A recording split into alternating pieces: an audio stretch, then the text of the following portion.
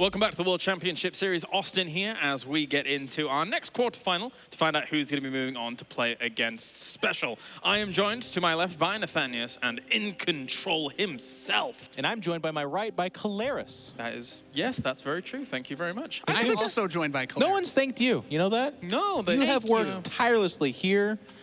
And you've been watching Heroes of the Storm the entire time, too, and it's just been amazing. Actually, I didn't this time. I know. I did at Katowice. You're doing a great job. You're doing a great job. At least you're honest.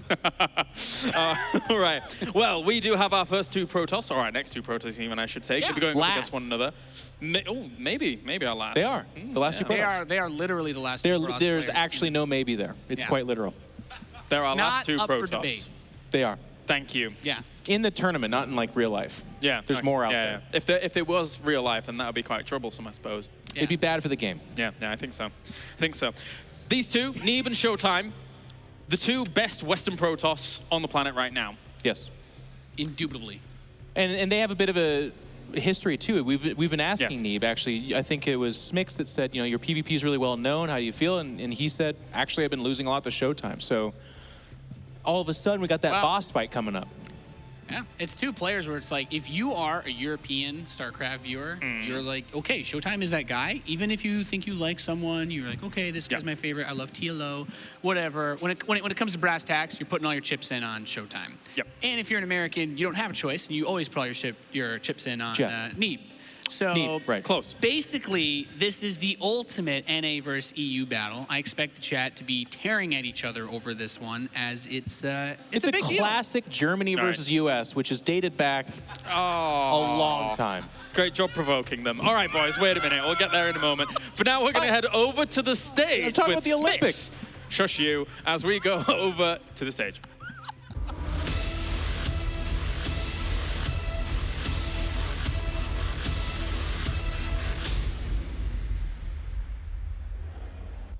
Thank you very much for that one, In Control. Indeed, this is a matchup between two of the best Protoss non-Koreans in the world, where our first player is the last American hope who needs your support if he wants to make the grand finals one more time. And facing him is the last German hope who is attempting his second WCS title. Please welcome on stage, it is Neeb and ShoWTimE!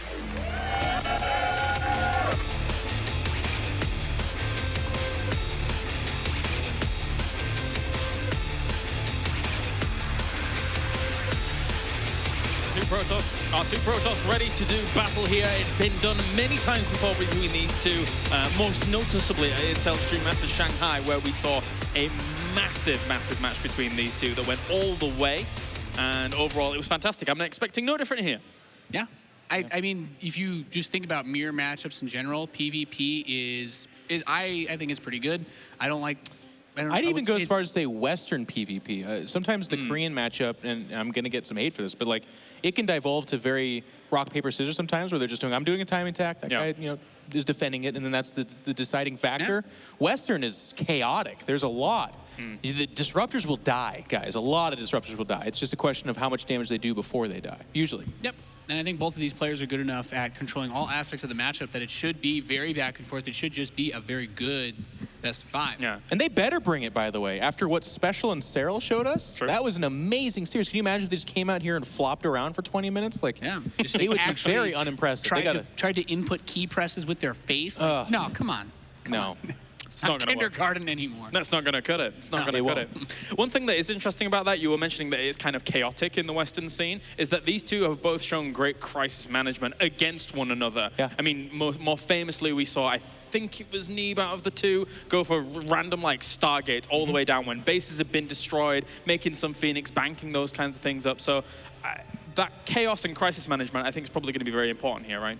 Chaos and crisis management, there's a lot of respect between the two players as well. They talk about each other all the time.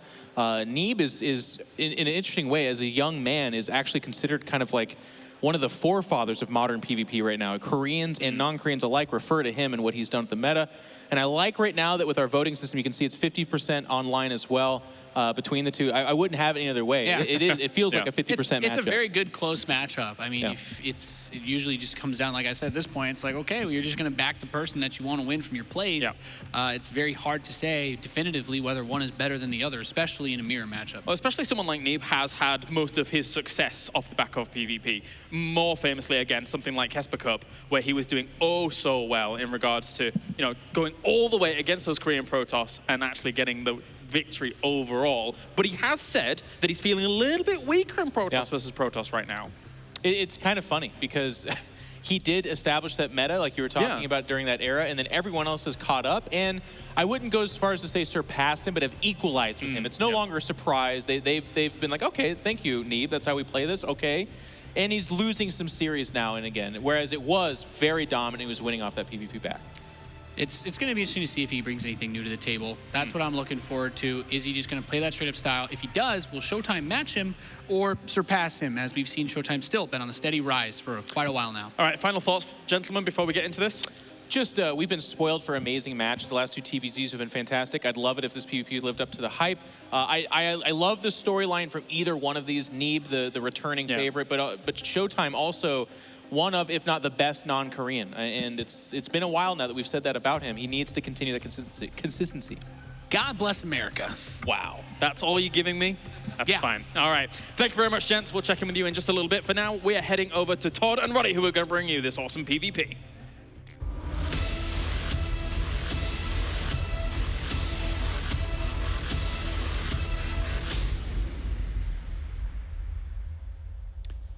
Love me some PvP, especially when I'm casting with you, Roddy. How are you feeling about this one? I'm super excited, man. I've said this many times, but one of my absolute favorite games of 2016 was Neeb versus ShoWTimE on Apotheosis. If you haven't seen that game yet, go ahead, as soon as this broadcast is done, go to YouTube and watch that game. It's one of the coolest PvPs you ever seen. At this point, people have a list of games that you list throughout the day, and then they need to go back and watch all of these games. Yeah, but we refer that to was so many a of them. classic. Come on, you were there as well, Todd, and you were losing it. It was just fantastic. It's going to be really cool, man. I have no idea who's going to take this one, whether it is Neeb or it is ShoWTimE. All I know is that the winner of this series will have a very strong case for perhaps being the favorite to take home the entire tournament. North America won round one against Europe in the previous match that we saw, and been doing pretty well. We could have as many as 4 North American players. And we even had Kalazur beating Snoot as well. And he plays Nurture actually later, so yeah, that's going to be a pretty crazy. Too. Seems like we have a minor issue as Neeb currently has no sound, and not having any sound when you play PvP can be a little dicey. You know, the moment you have 4 Dark Templars in your main and you think everything is fine, Todd, then you gaze back and you see the entire mineral line is gone. I don't know, usually I'm the one with the Dark Templars. What happens if your opponent goes Dark Templars too, Todd? Well, they block each other, right? You hold position. I'm super excited to cast this PvP though. It's going to be a lot of fun. They played once more actually since that Intel Extreme Masters you talked about. That was at WESG. I believe you were casting there as well. Yep, I wasn't casting that one because that was the 3rd place match. But I do know that Neeb took that one 3-1. But that was a very different time in PvP, Todd. Because obviously when I think of Neeb's glory days in PvP, they all said Neeb is invincible when it comes to Disrupted Tempest and Oracle's Revelation. He's just an absolute god in knowing the right amount of Tempest and where to position them. But Tempests are not that good anymore. Nobody really makes Tempests. Now, I have to say that in China, they were already making some carriers here and there. There is a chance we see more of that today, but obviously getting up to carriers is not an easy feat. We haven't seen nearly as many carriers as we've seen Tempest in the past. The reason for that is that they take a long time to get out, and a lot of players, if you play against someone that just masses Stalkers, Disruptors, and then attacks before you have a good amount of carriers, you're just going to die a lot of the time. So everybody pretty much does that. Almost all the time, but I hope we're going to see some long games here. They also had this epic game you talked about on Apotheosis, where there was a lot of Adepts involved that ended up going up against Archons. Now the Adept, they got to 10 points, 10 hit points removed. But you know what? Enough jibber jabber. Let's jump into game number 1 here between these 2 fantastic players. It's currently being played on Abyssal Reef. We are finally here, loading in. Looking at the main base of our North American Protoss. I know there are some fans out there here in Austin that have been waiting many hours to see this man play. Spawning on the left top side, representing Ting. Give it up for Neeb. Neeb! The best chant in the esports, Todd. Almost sounds like they're booing. His opponent in the reds, also a Protoss hailing from Germany. It is Arma Team's ShoWTimE. Looked very confident early today on stage. You said it as well, Todd. He even said, in my mind, I'm the best. It doesn't really matter what happens. I am confident that I can do this. Now, ShoWTimE is not a player that streams, so it's really hard to say, you know, like how many games have I seen of him over the last few weeks, other than in Challenger. But I was watching ShoWTimE stream, as ShoWTimE streams a little bit, and he actually played multiple games against ShoWTimE. And what confused me the most, Todd, is that we actually saw some of those old school Adept 2-base pushes coming back.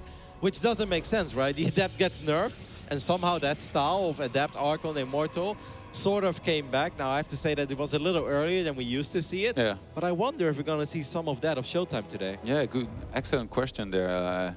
Also, I mean, could mean that they got so good at using these kind of timings, and the builds are so refined that even though, you know, the Adept was changed and may not necessarily be as strong as before, if you hit with the right timing, there is a couple builds that you can see here and there. I remember watching, actually, I think it was Stats stream, and he lost this one game against mass Adepts where this one guy kept on shading inside of his main. And in retrospect, I kept thinking, why didn't he wall off with a couple pylons on his ramp? Because then he would have won easily. But guess what? They're still pretty fast, and with the shades, there is a couple all-ins that you can make them work with. In a longer game, though, it's going to be very difficult, especially against any one of these guys. Both of them are just so solid. And we're going to see a little bit of a greedier expand here for ShoWTimE. You know what I just noticed? That ShoWTimE for a little bit queued up a Zealot, and I was like, what on earth? Is he making a Zealot? Why would he make a Zealot? But then he just cancelled it, and he got the expand down as quickly as possible against the double Adept opening. But it's really cool, because if a probe would have gone into the main base of ShoWTimE and would have immediately got out, he would see that both gateways are working. It's just these minor things that ShoWTimE does that would only give him an edge 1 out of every 50 games, but he still does it, Todd. And actually, the architecture of both bases here is quite good, especially I like ShoWTimE's. He's got a wall with 2 gateways, a pylon and a cybercore on the left-hand side. So if these Adepts were to go inside in shooting range of these probes, there would definitely be one of the pylons shooting them down and taking them out pretty quickly. So really good job already. And it's going to be a little bit of a Stargate here. You're the expert with the Stargate, man. Yeah, but I don't think What are you feeling? Yeah, I would It's love... not the Roddy Stargate, is it? No. The Roddy Stargate would have been done already, Todd. There would have been no Nexus, and it would have been a Stargate. It's a very cool build by ShoWTimE, because it was a super fast expand off the back of 1 Stalker. It really doesn't get much more greedy than that. I'm assuming it's going to be an Oracle, because I'd be shocked to see ShoWTimE just bust out a Phoenix build here on Abyssal for many reasons, but just because in general, the Protoss players at this level don't have that much confidence in Phoenix against Phoenix, unless you're playing a map like Proxima, which is vetoed, by the way, guys. There is not going to be any Phoenix on Phoenix action, which is kind of sad. Well, pretty sure that was intentional. Yeah, they didn't want that to happen. ShoWTimE, he hasn't seen much yet, so he's going to send some shade forward. Obviously, that's going to be... I was going to say that's going to be cancelled, but no, he goes forward, thinks that there isn't enough south, that there was no pylon there to help with an overcharge. So he's going to trade 2 Adepts for 3 probes, and that brings him to 32 probes to 27. Not bad at all here, especially considering he's going for Stargate, which is supposed to be better off attack than opening with a Robo. Yep, obviously Phoenixes are going to help keep that economy of Neeb a little bit low, but Neeb is opening up with Blink Stalkers and also a fast Prism. There's a very good chance that the moment that Neeb picks up on the fact that, hey, you're playing Phoenix in PvP on Abyssal, that Neeb has 2 choices. He can either drop a turret Nexus immediately and just create out as many probes as possible, or he's going to do the complete opposite, and that is make nothing but Stalkers, stop at around 40 probes and just try to win the game. However, the second option sounds very appealing. Yeah. I'm much more a fan of playing defensive as the Blink Stalker player and expanding. Oh, Neeb he drops a Dark Shrine. And he spotted everything there was to see across the map. He saw that ShoWTimE, sure, he did have a Robo, but he opened with the Stargate, made some Phoenixes. And behind this, I expected him at least to add 1 or 2 more gates. Neeb is going to do, I think, the trick that ShoWTimE used to do, where you shade in with a couple of Adepts, you kill the sentries and the probes, and then you pick it up with a Warp Prism. But that's super risky, because there are Phoenixes out on the map. So Neeb has to be very careful. If he commits with his 4 Adepts, which is kind of what he's doing, these Adepts will fall eventually. The question is, how much damage can he do before they go down? He's going to try to get out here with some of these shades, but ShoWTimE is looking to try and get a surround on this, and he eventually kills pretty much everything that there was traded for a couple of probes. A little bit strange, yeah. I guess because there was Phoenixes, Neeb knew that this War Prism would get chased, so he chose to hit it out on the map, and now he's going to try to go for a second wave of attack, and he kept the Dark Shrine concealed in the meantime. That was the main goal as well, I think, of this. Yep, a couple of Phoenix going to go in, pretending like this is, you know, ShoWTimE is just not worried about DTs right now. All he wants to do is do some economic damage. Where is that one observer? I know ShoWTimE has an observer. Where is it, Todd? It's right in the It's natural, yeah, it's in a great location. And he has sound, by the way. You talk about DTs, playing against DTs without sound. Well, guess what? Both players got sound now. I like this move by ShoWTimE. Once again, he's going to shade forward. He's going to pick up these sentries. He's going to get a few more probes. That's 8 probes in total. How much damage will these Dark Templars be able to do? I like how Neeb is going to split them up. He's going to send one into the main, so these Dark Templars will at least be able to get a couple of probes. Usually the way you want to time this is you know that the observer will most likely be at the natural, so you send the one inside of the main first, and as you start sniping probes and you think that the observer will head for the main, you send the one in the natural. Here we go. Let's see how many probes he can get here. Neeb right now, he's a little bit behind on the walker counts. That's sick, though. He picked up the Dark Templar in the natural. Very well done with the War Prism. And he got 3 so far. He will definitely get that 4th kill and a lot of lost mining time. That's all right. It's already paid for itself, right? Yeah, especially he's going to keep on dropping and doing some damage, I think, with that one DT if he wants to. Did lose the one. Oh, no pickup. All right, he spots additional gateways here from ShoWTimE. This War Prism is going to get picked up by these Phoenixes. The only thing I would have loved to see, Johan, is the 3rd base of Neeb. Why do you think he didn't go up to 3 bases? I'm not sure if pushing with 2 bases against Phoenix Immortal is the best thing to do. Yeah, maybe he was worried that ShoWTimE might go for something like a timing. You know, like there's a pretty good chance they both have played one another on ladder. A lot of things must have happened. You know, it's a very metagame heavy series, in my opinion. Yeah. They both got above 7,000 MMR, so I'm pretty sure that anytime they both are searching game, they meet each other quite often. Well, ShoWTimE is actually going to be the one going up to 3 bases before. Neeb is going to be the one that has slightly faster +2. Most of the Phoenixes have been picked off. It's always worth keeping 1 or 2 Phoenixes alive, so you don't have to worry about War Prism harassment anymore. They're both going glaze. Yeah. I mean, obviously, Neeb has Blink as well, which is going to be useful. It's very even, but I don't know. The fact that ShoWTimE is going up to 3 bases that much faster, that's obviously something you have to like if you're a ShoWTimE fan. Yeah, both equal on the walker counts. We're going to see some more gateways being added on here, I'm sure. For Neeb, at least. Was a little bit behind on that counts. He had 2 more. And behind this, usually you will see Stalkers into Disruptors, but if players play with the Adepts, then they have a lot of gas left over for Archons. So far, it's going to be that kind of composition here from both players. That's a brave DT right there. Yeah. I mean, it's a kind of a scouting DT as well there. It's sort of an observer on the ground. That's an expensive scout. It is, but it keeps it alive, and it's going to be hard to chase down. Obviously, ShoWTimE doesn't want to chase it too far. He doesn't know what else is out there. Neeb starts moving out. Army supplies is pretty damn close. Like I said, he does have that faster +2, but that's a very small window. It's going to be a very hard window to hit. There's a lot of Phoenix energy on these 2 Phoenixes. Yeah. Even if it's only 2 Phoenixes, that could still be like 4 or 5 dead probes. He might feel forced to attack. Actually, one of the Phoenixes go down here. Or not. Maybe not. Photon Overcharge is pretty good, Todd. ShoWTimE did drop the Robo Bay, so he obviously wants to tech up. Yeah. Well, it seems like Neeb kind of wants to party over here. ShoWTimE spots that army coming a little bit late, but he's got a couple Immortals here. Some Guardian Shield to help with this, and overcharges. What's happening in the natural? A couple of Adepts, or is it the... Yeah, it's Adepts. Okay. He traded that for some probes, but I don't think that was worth it. He was hoping to get more, I'm sure. Neeb, does he come into the attack? He's got a War Prism right there to reinforce. Comes down to a couple of the force fields. One of his Immortals is not shooting, though, in the back, even though I do like no the Guardian force Shield? fields. ShoWTimE forgot to Guardian Shields. He does have Photon Overcharge helping out, though. I mean, that's massive. And obviously, he's going to be the one with quicker reinforcements, too. One more Immortal, a little bit exposed. That was a crazy blink there. Will he let these Adepts finish up? No, he will not. Oh, and ShoWTimE has only got 1 overcharge left here to help against these Adepts if they were to shade inside of his main. First Disruptor is on the way as well for ShoWTimE. So you could say that Neeb is on the clock when he doesn't have a Robo Bay yet. The longer this goes on, look how confident ShoWTimE is. He sends everything forward. I think this is just to see what's there and get an idea of how big this army is of Neeb. And I think ShoWTimE just realizes, like, I actually like my army more. I've got 4 Immortals over here. ShoWTimE still has a Phoenix behind these 2, and he could pick up one of those Immortals, and then it would be 3 Immortals shooting against just the 1. Deciding actually 4 now for ShoWTimE. Yep, and so Neeb might have to go back. Neeb is going to pick up a couple of these Adapts. Oh, the Disruptor. I'm getting worried now.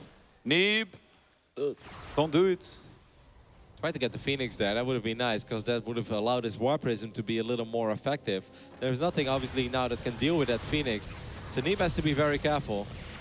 +3 starts earlier here for ShoWTimE, who stabilized behind this and came out ahead. He's ahead in supply. And the soup never lies. Do you feel that Neeb should drop a second Robo ASAP to catch up in the Disrupt count? Obviously, this is going to be very hard for him otherwise. Yeah. Right? The problem is that he doesn't know. He might think that ShoWTimE's just massing pure ground for now, so... But maybe he's super smart and he knows, and he will do it. In this case, though, it's ShoWTimE dropping down the second Robo. I like the army a lot better of ShoWTimE because of these Immortals that we just went over. He doesn't have Blink yet. Now both players will add their second Robo. ShoWTimE's going to move forward. Tries to see if Neeb is going up to 4 bases. And he will see that that is not the case just yet. He has a couple of Adepts shading into the natural. He's probably going to let this one finish up, Todd. Yeah, and try and get some probes there for that. ShoWTimE harassing the third base and the natural at the same time. Trying to trade some Adepts on some probes. He does get 3. Adepts, very expendable unit. Oh. Disruptor shot! Oh my God! That lands big time in the middle of this Neeb's army. Another one is going to move in there. Adepts, they got shade, but they don't have Blink, so they can't get out of there. You can just pull back with everything. ShoWTimE. That was fearless, and guess what? It paid off for him. He got some big trades, but now it's Neeb's turn to be the one shooting. Well, what is going on here? These Adepts are just cannon fodder right now. It's like, I'm going to lose all my Adepts. Cool, so will I. Gotta be careful there, but with 3 Disruptors on the side of ShoWTimE, you gotta love the position that the German Protoss is in. It's crazy that he's this aggressive without Blink. That's kind of a weird Blink there. What did he pick up? Was that a Disruptor or a Phoenix? I guess a Disruptor. Yeah, right? ShoWTimE is, I think on Blink as well, is very smart here. I think it's time to transition. Like those Adepts, they're gonna become worse and worse as there will be more Disruptors entering the field. You mentioned that second Robo, and both players are now on 2 Robos, but a much earlier 4th base here for ShoWTimE. It's already finished, whereas it only starts now for Neeb. So ShoWTimE in a really good position with a way earlier +3 that Neeb's about to catch upon. Now, there are many matchups where I will say having your 4th base this much later is disastrous, and it's going to be very hard to turn this around. In PvP, Disruptor against Disruptor, anything is possible, but a bunch That's going to do a lot. Yeah, a bunch of Adepts doing a lot of damage. +3 Adepts with Glaives here, and that natural wrecking. The entire middle line here is going to split against that Purification Nova will ShoWTimE, and he's still posturing forward towards that 4th base at the same time, trying to get a good engagement there. Remember that ShoWTimE already had the Stargate, by the way, so he's already adding on Oracles to reveal that entire army, which is huge in a PvP like this. Yeah, I love the way that ShoWTimE is playing, but he is playing very risky. He has to be careful that he doesn't end up walking into one of those Disruptors of Neeb. But killing 17 workers, that's obviously pretty fantastic. Ooh, if he can get some of these Disruptors of Neeb, he gets one here, and that gets out freely. Revelation now finally going to be used, and ShoWTimE is just masterful in this matchup here, looking fantastic in game number 1. Yeah, he's doing everything right. It kind of feels like we're watching Neeb of last year when it comes to PvP. It really couldn't have been much better so far. Got the later Blink, but he got away with it, defending with the Adepts, with the Immortals, and just has a better economy. Finally, Neeb is going to try to do a little bit of damage on the other side of the map, but he's going to lose his 4th base, Todd. Yeah, and that's going to be a very expensive loss here. On the other hand, ShoWTimE still mining quite easily from his. He's going to be on triple Stargates very soon. Fleet Beacon just finished. It's going to be carrier time for him. Another 4th base attempt there for Neeb, but it got cancelled immediately. Whew. ShoWTimE almost. We've all been there, right, Todd? That you walk into your own Disruptor shot.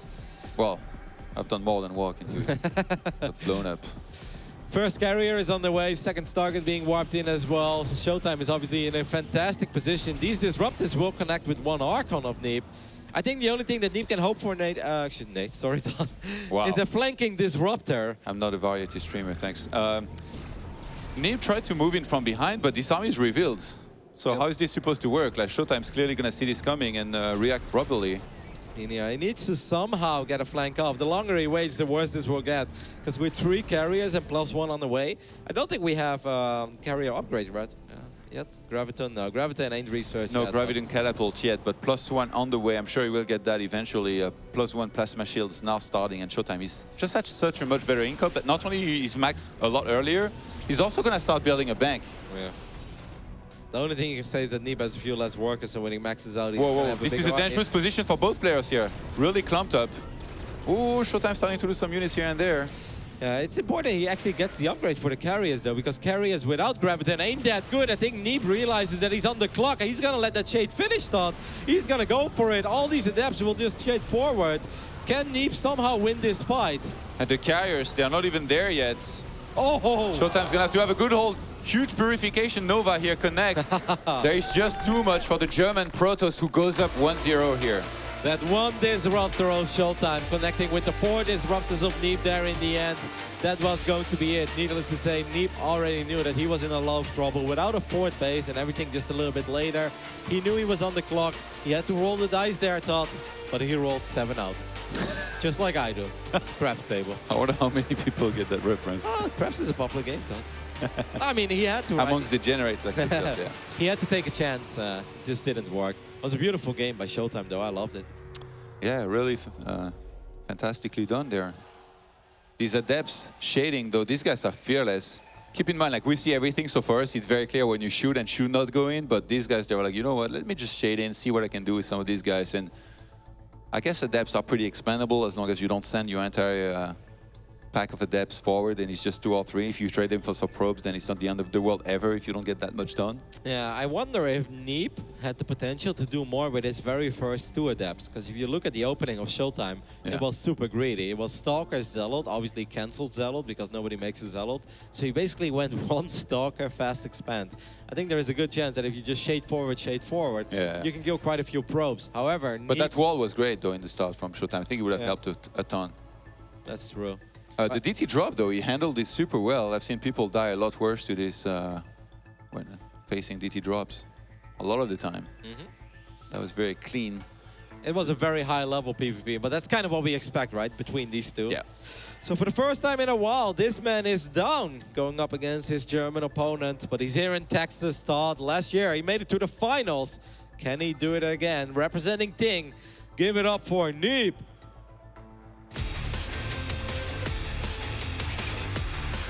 The Neeb chants were louder in game 1. Come on.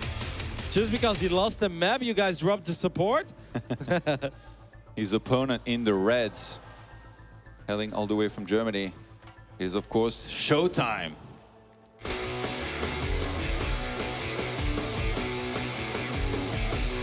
These 2 guys are so good, man. I feel like we're privileged to be watching such good players go head-to-head. This almost feels like a finals before the finals as well. Like, these 2 very well could have met in the grand finals. And yet here we are, only in the quarterfinals. This is crazy. Yeah, it kind of feels like we're getting a sneak peek into their ladder sessions, because it's honestly not that often that you see these 2 go up against each other, and they obviously don't stream. I mean, Neeb every now and then streams, but it's very rarely, and ShoWTimE pretty much never streams. But obviously, we can see in the results that perhaps helps him quite a bit, as he's been having a great run ever since the start of 2015, I think. You ever met ShoWTimE on Even Ladder? Apparently, I played him once on a barcode. He told the other European. Who? ShoWTimE? Yeah, ShoWTimE said with a big smile on his face, he's like, yeah, I almost lost to Roddy. He did some ridiculous Immortal Phoenix push. Kind of caught me off guard. The one I lost to? Yeah, he's like, but I still won. That's why it's not me. All right. ShoWTimE, the only player to scout here early on in this game. They both checked a little bit around their base in the ramp. We've seen these cannon rushes in PvP being quite deadly as of late, haven't we? I've watched your stream. Cannons are popular, but I don't think that either of these 2 want to roll the dice here, because it's just too risky, right? If 1 probe is being sent out, if it gets scouted, it's not worth it. You're just not going to surprise these 2. They're too solid, they're too good. There's also multiple ways to deal with it. I mean, I think the last time we saw Cannon Rush at a super high-level game was that Pro League final, and, well, never again, Todd. Didn't really work out that well. Double adepts on both sides. What do you think about that? If you're, I think it's good. Like, you get to scout with the adepts, shading forward, plus the mothership core that you're going to fly in, which on this map is the standard. If you're a Protoss player and you're struggling against adepts shading into your base earlier on and losing probes, look very carefully at the pylon placement from both players. It's a mirror, and it covers the entire mineral line around the gases and the minerals perfectly. But there's still a chance that this is going to get quite scrappy, because both players were sending their mothership core out. They're actually sending it back now, so I guess with the MS core at home, we won't see that much go down. Once again, it's a Stargate opening for ShoWTimE, while Neeb this time is the player with the much faster expand. That's obviously the way it should be, because normally the Stargate player is the one that's supposed to have the later nexus. ShoWTimE's doing a little bit of a mind game here, staying hidden in the corner, and then sending these adepts forward. It's going to be canceling that, seeing that there is Mothership Core and Stalker on location ready. I think Neeb, I've praised him for this before, but I think he's really good with when he opens Blink and Stalkers against Stargate. He moves his Stalkers perfectly as soon as you enter his base with whatever Stargate units it is that you've made.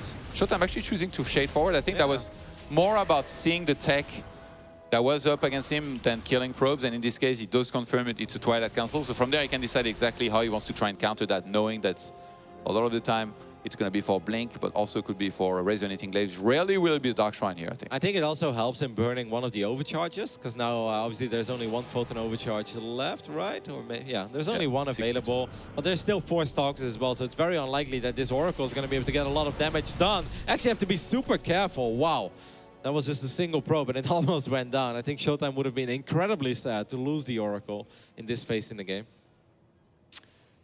Gets the second Oracle here behind this, and the Robo is now on the way for ShoWTimE, fully knowing that with this Twilight Council there's going to be multiple threats. Like I said, Blink was the most likely.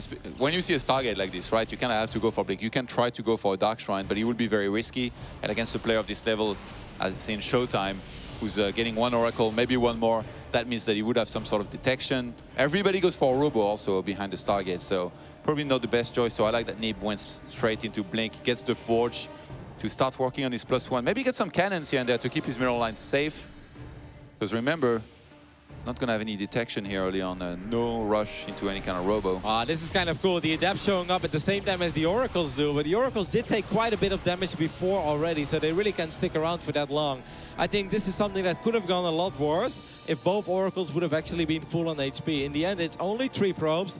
And it looks like ShoWTimE has done all right for himself because he creates a minor worker advantage. But I actually like Neeb's position a lot more because of the faster Forge and also the better tech that he currently has going for himself. Yeah, the fact that he got the Sentry, though, is a pretty big deal. Like Neeb, ideally, he would have loved to build that up to 100 energy, send the Hallucinated Phoenix across the map and get the perfect scout on where ShoWTimE is at tech-wise, walker-wise, and on everything, really. Whereas now, sniping that for ShoWTimE, that's going to delay the next scout of Neeb for a long time. So he's going to keep on guessing until then. And maybe delay his 3rd base, like in the previous game, which you were mentioning, you know, played a big role, I think, in that one. Yeah, I think that made a massive difference. We'll see. ShoWTimE is going to start his own Blink now. It's obviously good news for ShoWTimE that he did have the faster Robo, so he's going to have access to those Immortals. It's also super important he keeps the Oracles alive, because there is always this one moment where you are not paying attention immediately. And just like in every other matchup, 2 Oracles can one-shot workers incredibly fast. Blink! 1 Oracle does still not fall. He's a dangerous pilot. He's got to be careful. There is a stasis here, but Neeb will not walk into it. Forge now going to go down here for ShoWTimE. Behind this, I wouldn't be surprised if we saw a 3rd base starting momentarily for both players and some tech to Disruptor pretty quickly. I feel that Neeb is quite cautious in expanding extra. I feel like he often has the freedom to go up to 3 bases a little faster than he actually does it. I feel like against a lesser player, he would be up to 4 bases already. Yeah, I can see that as well. I mean, he does start +2, so he's got that going for himself. They must have played some pretty aggressive games against one another on ladder. Like, that's the only explanation I see for this. Like, they're both being fairly cautious. I mean, for ShoWTimE, I think it makes sense to some degree because he's the player with the later Blink this game, and he's going up to... Oh, the Oracle's taking a lot of damage. 1 Oracle falls, and the other Oracle, super low on HP, does not fall. But you want to keep these alive because with these incoming Disruptor wars that we're obviously looking at, having an Oracle makes a massive difference. Neeb with... in the upgrades, he's doing so much better. Remember, he started that Force super early, so already starting +2, almost earlier than +1 was started for ShoWTimE there. That's going to be huge if he can fight with the 1 upgrade lead. Even though, like, this is clearly going into a lot of Stalkers and Disruptors, and those games can get a little bit stale. Usually when you reach a level like Neeb and ShoWTimE, the 7K MMR club, they like to move out and be pretty aggressive from as early as, say, 2 Disruptors with their Stalkers, and in the previous game, even without Blink in the case of ShoWTimE, which was quite crazy in itself. Yep.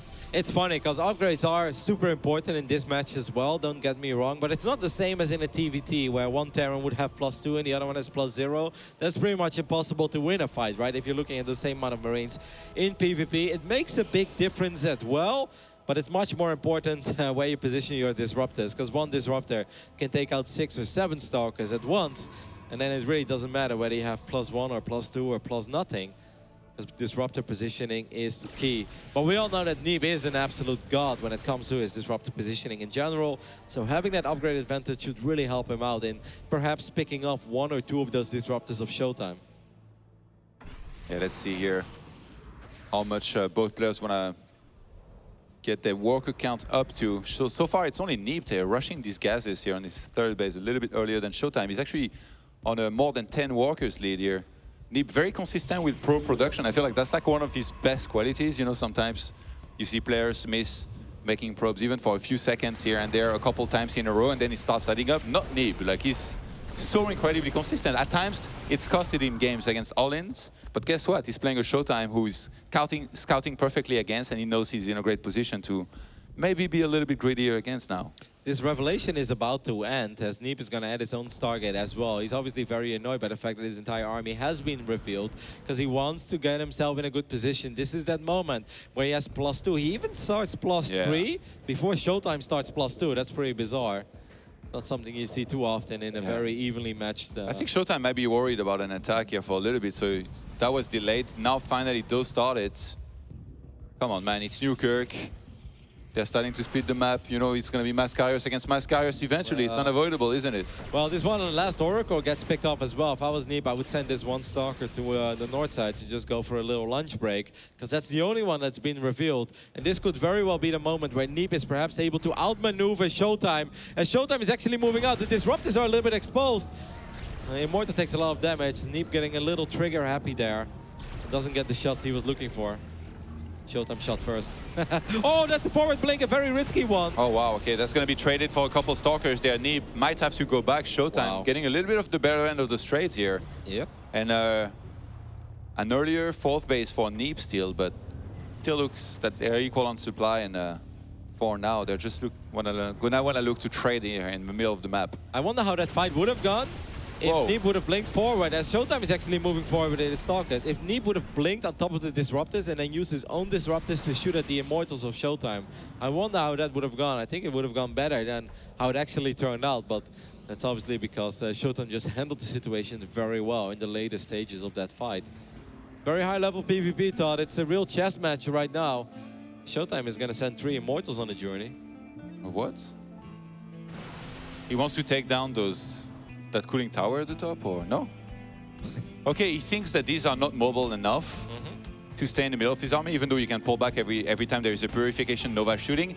He knows that his army is in the middle of the map, so what is he gonna do is send that at the north side to go and take out that 4th base of Neeb, and at the same time he's gonna apply pressure onto the Stalkers to try and make Neeb look away, and then he will attack into that 3rd base of Neeb. Neeb is going to see it because of his pylon, so Neeb is going to spot this army now, and he's probably like, what? Yeah, he needs to split perfectly. That's the thing, that's the difficult thing here against this. ShoWTimE had just pulled back as well. Neeb has an Oracle, and he could drop a Revelation. That's exactly what he does. Will ShoWTimE be able to get those units away? Neeb is kind of doing the same thing on the right top side. Todd, what a bizarre game. Well, apparently this is the new step of PvP. When you reach this point, Roddy, Neeb's attack was undetected, and ShoWTimE is going to have to make a decision very quickly here as soon as this hits, because this is a dangerous army here on his side of the map attacking his 4th base. Yeah, he also has charge already. ShoWTimE doesn't have charge yet. And don't forget, these units have +3, so just warping in a couple of Zealots could very well be not enough, even though there's quite a few Zealots in the end for ShoWTimE. As we see the minimap, there are just units dancing all around, back and forth, disruptors. Oh my god, that got so close, Todd. So close. So close yet so far. One of these Immortals dies here on the right-hand side. That was cleaned up super nicely. I was already picturing that Nexus dying, but I guess he forced the probe transfer here for a little bit. And Mothership now on the way for Neeb. Carrier production beginning as well. Gotta be careful there. It's one of the disruptors of ShoWTimE moves forward. And ShoWTimE again goes for that attack at the top. And this time, I don't think he will be detected on time. And I think that he might take out the Nexus of Neeb super fast with all of these forces, and maybe even a lot of probes. And Neeb obviously is aware of it as he tried to do the same thing. Neeb also just warped in a whole bunch of Zealots, I believe, on the right top side of the map, as these Stalkers once again are getting pretty close towards their death. I like this. I mean, this is just getting crazy. Both players are just going to send a bunch of Zealots on both sides. The Immortals, however, are going to make this a little more complicated for Neeb. And I think it's time for the American Protoss to turn around and defend this port base. Yeah, he might have to walk all the way back. The Nexus is going to be on the threat, and he's going to go down. All the Lack Neeb on the right-hand side, once again attacking that fourth base of ShoWTimE with a lot of Stalkers. He even brought some Disruptors there, knowing that there were going to be huge warp-ins of Zealots. He gets the Mothership Core with a ton of energy, and they're going to be trading a base for a base. It looks like if Neeb was to target that Nexus, ShoWTimE even evacuating at the top, not even sacking the units that he had there. This is just bizarre. I have no idea what's happening as a few Zealots are going to flank this force. It's important for Neeb that he does kill this Nexus thought. He ends up losing his Disruptors, doesn't get these Stalkers. I'm not sure if he's going to get the Nexus. Yeah, he's busy chasing these units at the top there. Neeb, he took a fifth base, which I guess now kind of became his fourth. And he didn't get that Nexus. I mean, somehow, some way, ShoWTimE saved that. Yeah, ShoWTimE has triple Stargate carrier production already on the way. Whoa, once it... How did that happen? It's madness. I mean, +1 is on the way for both sides. I don't think either player has the carrier upgrade yet, but we're probably going to see that real soon. It's very ShoWTimE cheap. has graviton catapults. Okay, Neeb doesn't. No, not yet. It's important he doesn't forget it though, because it makes quite the difference. Carriers without okay, there we go. Graviton catapult are just kind of a sad sight. Incredibly sad. And bad. There's one Stalker here with this.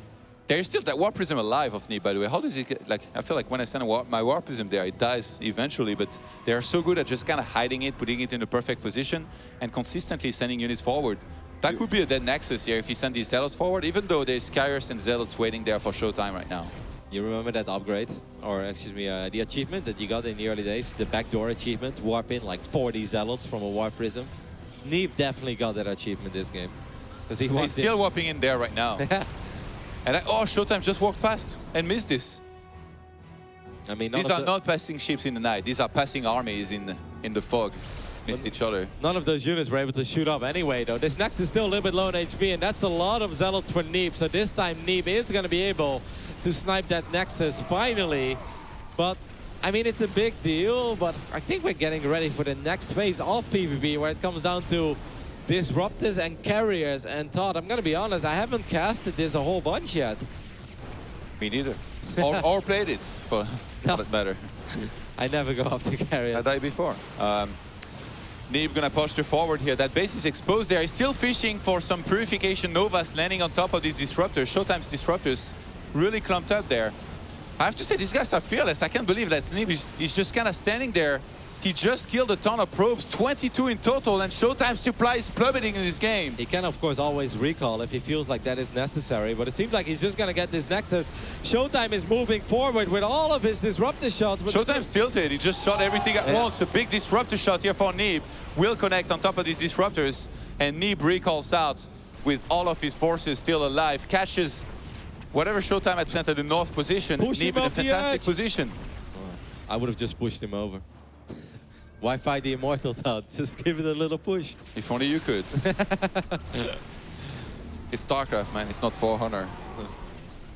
These Zealots are going to get picked up as well. Neeb taking a commanding lead in this game after sniping both of those bases. Dark Shrine. The late game Dark Shrine. There it is.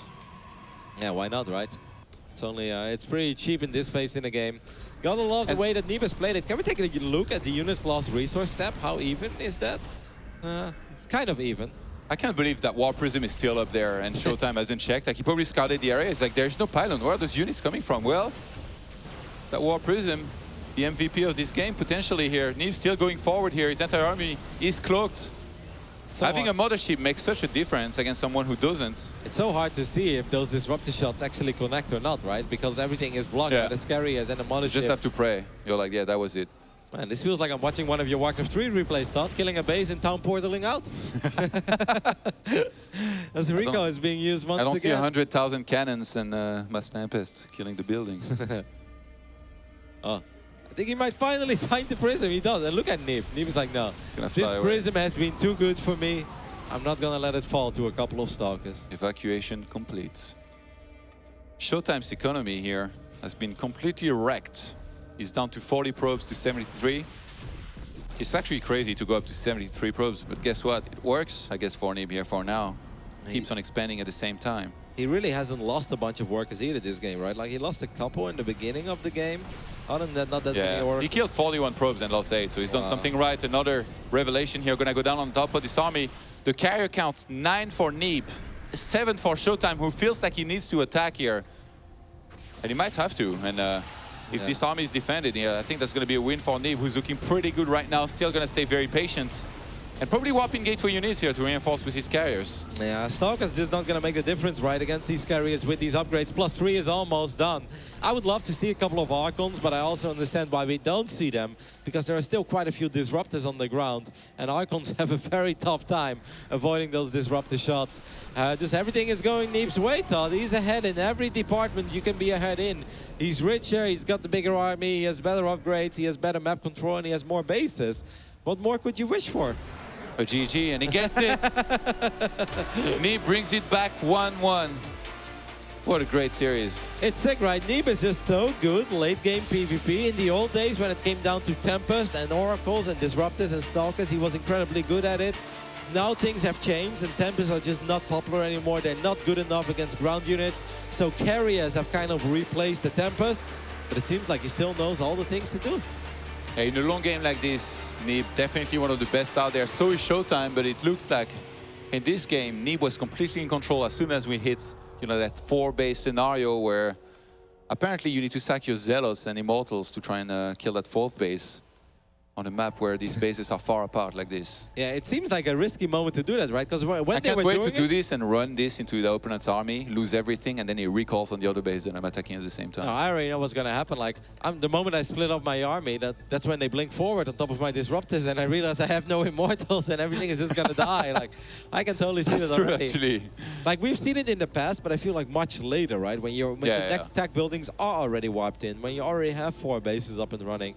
They really did it quite early. What amazes me is that on equal supplies, I mean, obviously they don't see these numbers, but they can probably look at their own army and look at the opponents. On equal supplies, they're attacking all the time. Neeb, he's like, you know what, let me just attack and kill you. Like, we've got the same army. On 20 more army supply, I'm afraid to attack. Neeb is like, you know what? I feel like even if he had less, he would attack anyway. He would just try to out-micro forwards. And it worked out in this case. Quarterfinals time here at WCS Austin as the battle between the 2 best non-Korean Protosters continue. We are loading into Belgia Vestige. Over here on the right bottom side, we're looking at the main base of the American Protoss representing Ting. Give it up for Neeb. They love it, Todd. They love it. His opponent in the red, playing from Armor Team. The German Protoss. It is ShoWTimE. You think the parents are still up and watching?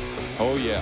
I know that ShoWTimE's father is a hardcore fan and pretty much watches all of the tournaments of his son. Can you imagine talking build orders with your father? Like, I would love that. A surreal experience it would be.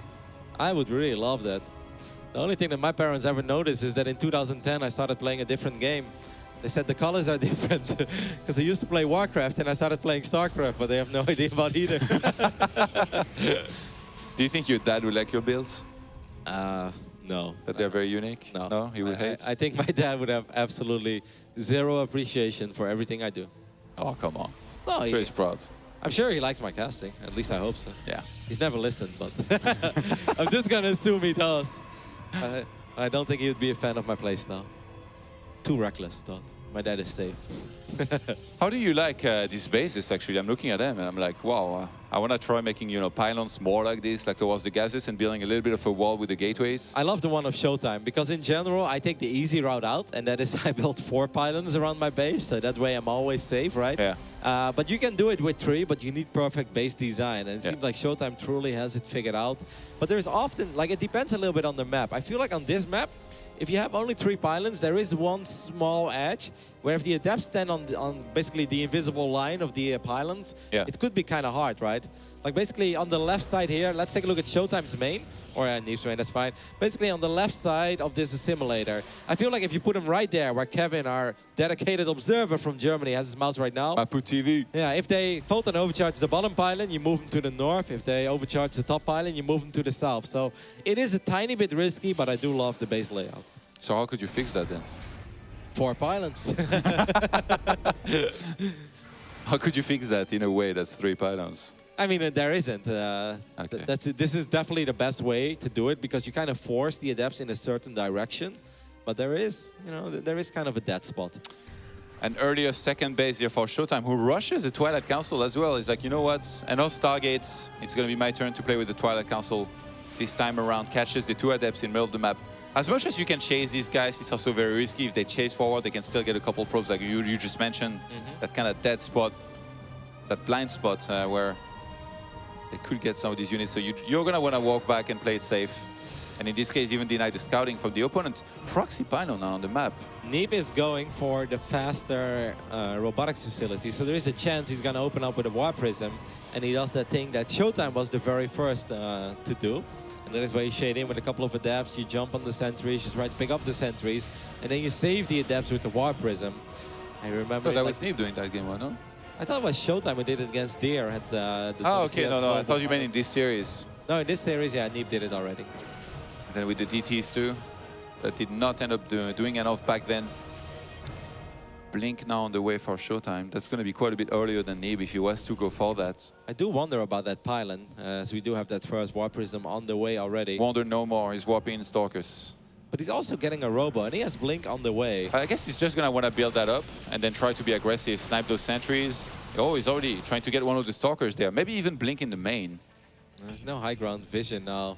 It's a little bit risky what ShoWTimE is doing, but he's still building probes, so by no means is he all in or is he incredibly committed. And since he has a Robo on the way, it's not like he's playing crazy. I'm just surprised to see him be this aggressive early on. Ooh, that War Prism. Gonna fly very close to the Stalkers being right there. I don't think ShoWTimE was able to spot that. Tries to go for one of the sentries. Damn. ShoWTimE is being so aggressive with so little this time around. And I can't believe that Neeb didn't overcharge there. I would have overcharged twice already.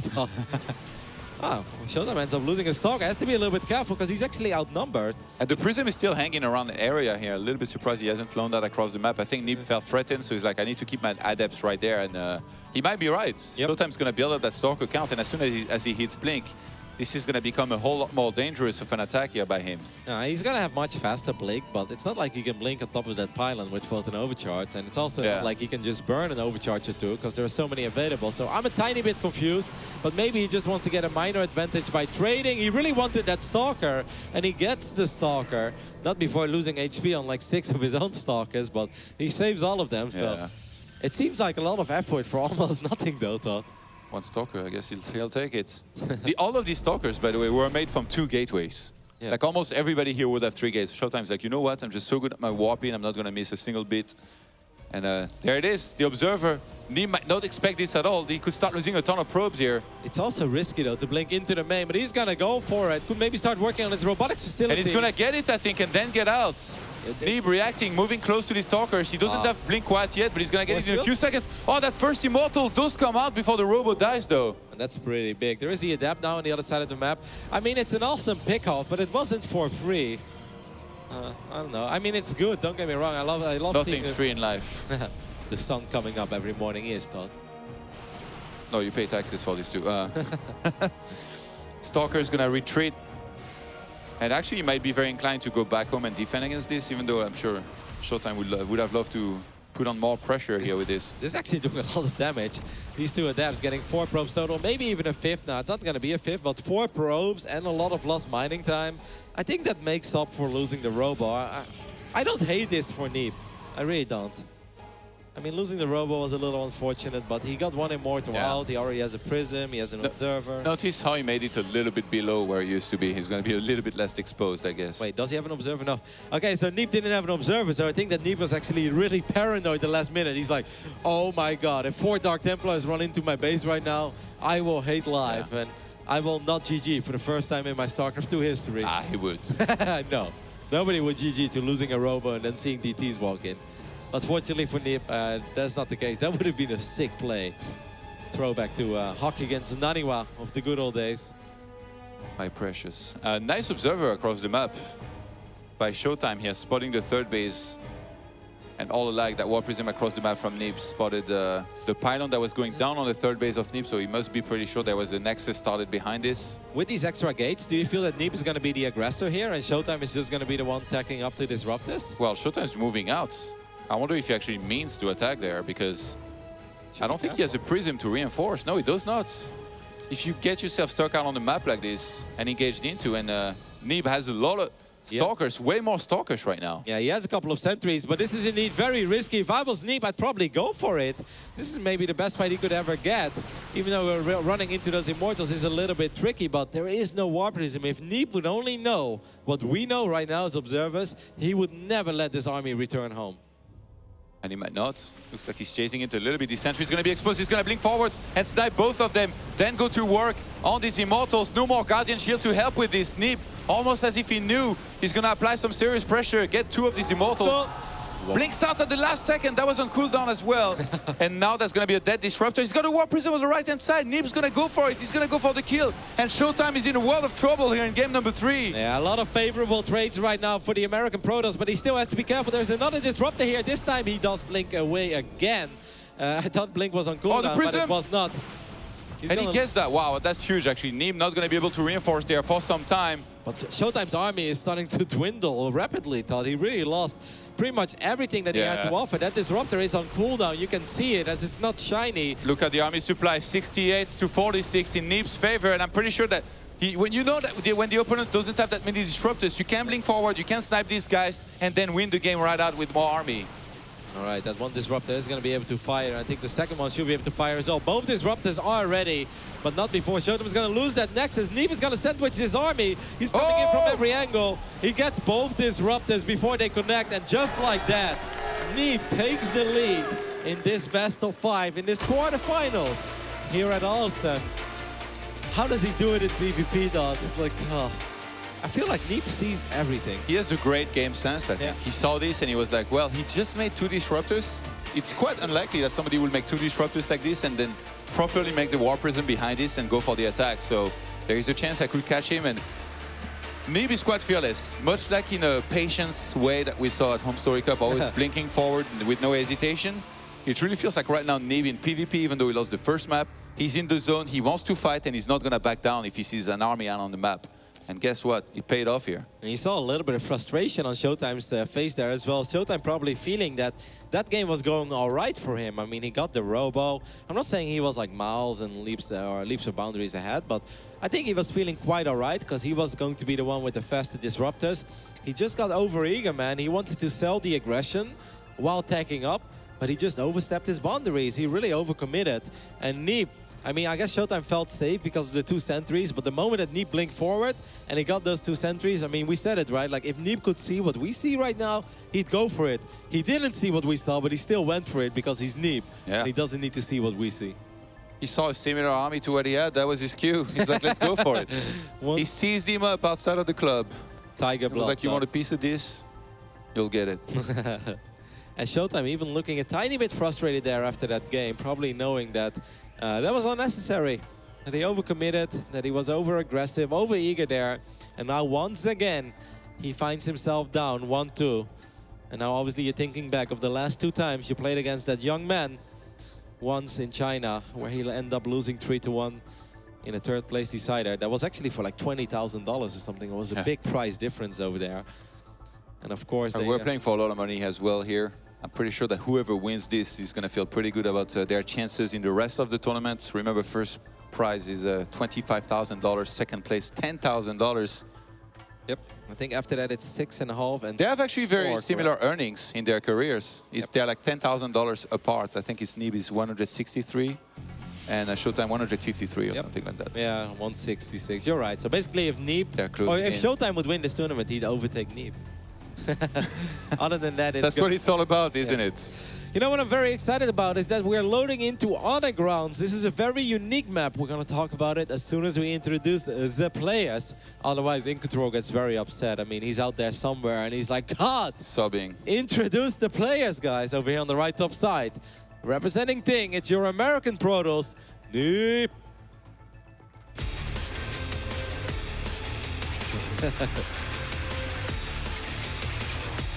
And his opponent in the south already going for his scouts, playing as the red Protoss. It is Arma Team's ShoWTimE.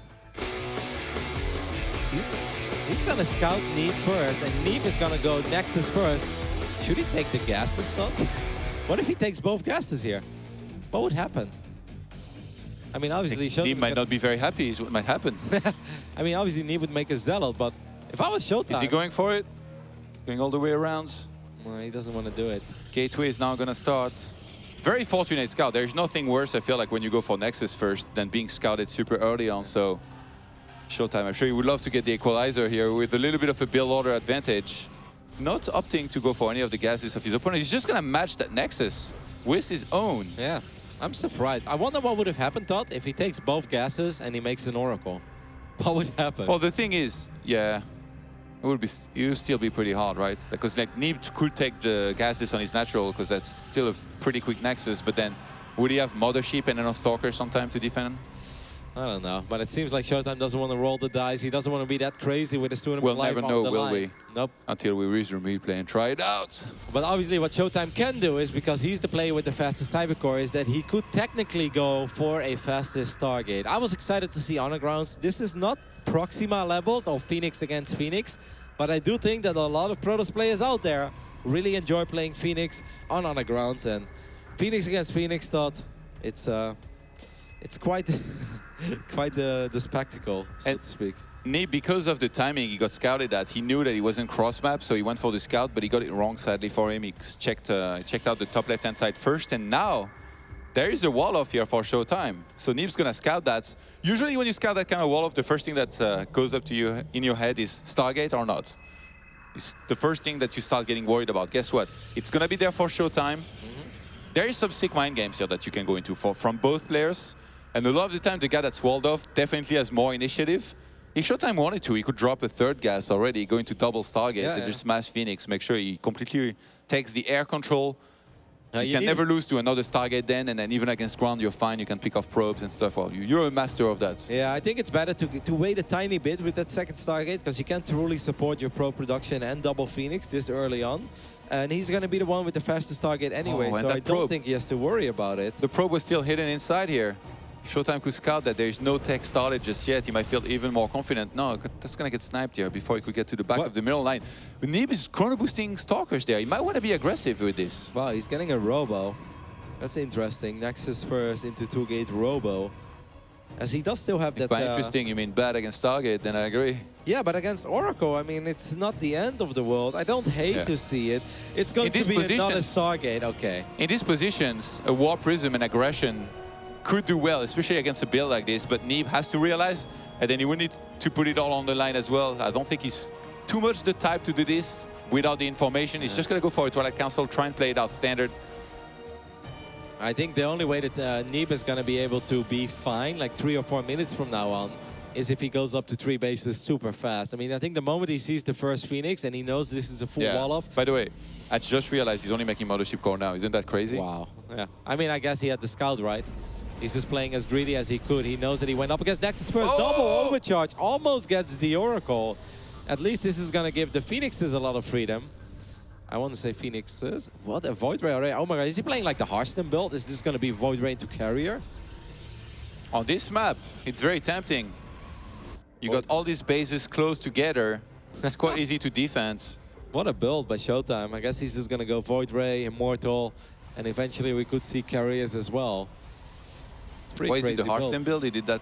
Hearthstone did it against Stats at the Intel Extreme Masters in Katowice, and he won 2-0. It's a pretty big victory, Todd. How do you know about every single game ever played? I mean, it's Hearthstone. I gotta know. You got a tablet somewhere? Like you're checking out VODs? I actually never had a tablet in my life. I've recently been thinking about it, but I don't know, man. I already keep losing my phone, so I'm afraid I lose a tablet too. Get a cheap one just for VODs. Tag is going to go down here on top of this army. At this point, ShoWTimE already knows what he's facing. He knows there's going to be a lot of Stalkers with Blink, with upgrades. He's going to start massing Void Rays and working on that third base. Yeah, +1 air weapons on their way already. Neeb hasn't been able to scout much, but he did spot the double Stargate with one observer that flew right in there like a prince. And from there, he's going to be able to decide how he wants to counter this. It's funny, once upon a time, remember, we used to see Storm as the counter to a lot of Void Rays. I absolutely don't dislike that. The only problem is that it takes a while to get Storm. And the problem is that Storm is not very good against carriers, and that's one downside of it. Especially later on, if there's also a couple of disruptors below those carriers. It's just the High Templars can never get close enough. Archons can be good as well. Like if you get some sort of a lead and you think you have a high Stalker count enough and you get a couple Archons at the front tanking, And it looks like Neeb might want to try something crazy, which gets scouted immediately. How did that even happen? This is the most random Phoenix scout that finds the most random Stargate. Yeah. Now, Neeb is going to warp in 2 more Stargates at home. But I'm really confused by this thought. Like, as a surprise, like, you know, in the old days, sometimes in Phoenix against Phoenix, right? The one person that was playing Blink Stalkers would make a couple Stalkers and then hide a couple Stargates and make Mass Phoenix. But against this Void Ray Immortal stuff, good snipe there on the Oracle. That's a very nice little pickoff. I think he knows he's facing Void Ray, so he wants to get a ton of Phoenixes to counter that.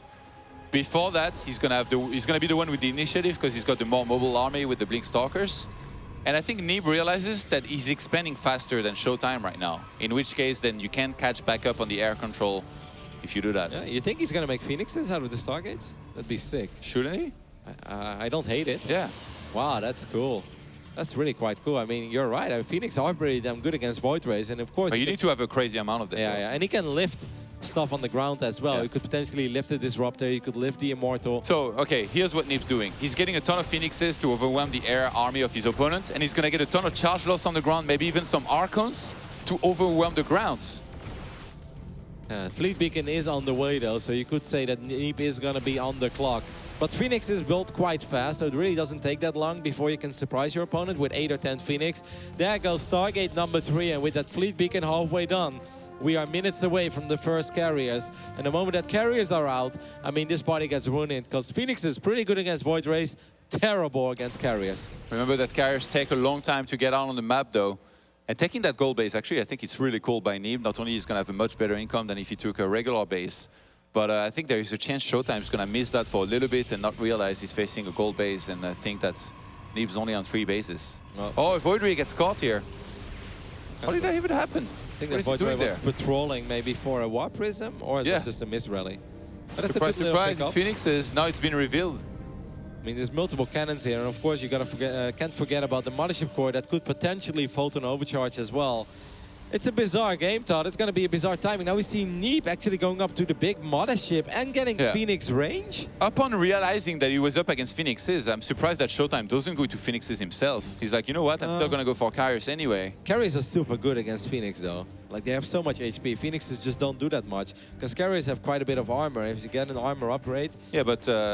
well, actually, I thought that Neeb was going to go for a timing here almost no matter what, but it looks like he's just kind of playing a little bit more turtly. I mean, I was thinking about it as well, but then I thought if you feel like you can get carriers out, you should just get carriers out because carriers are incredibly good against everything else.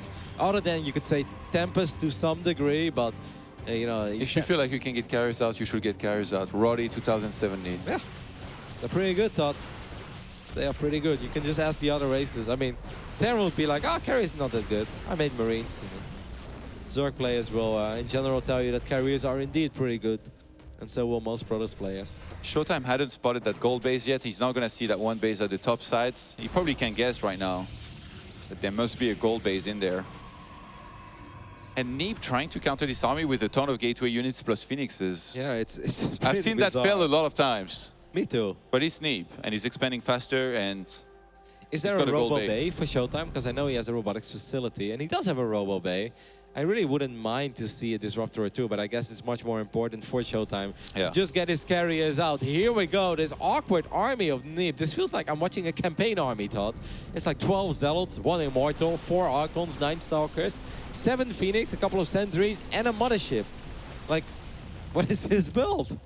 It's just so weird to me. It's the 7,000 MMR build in PvP, Roddy, is what that is.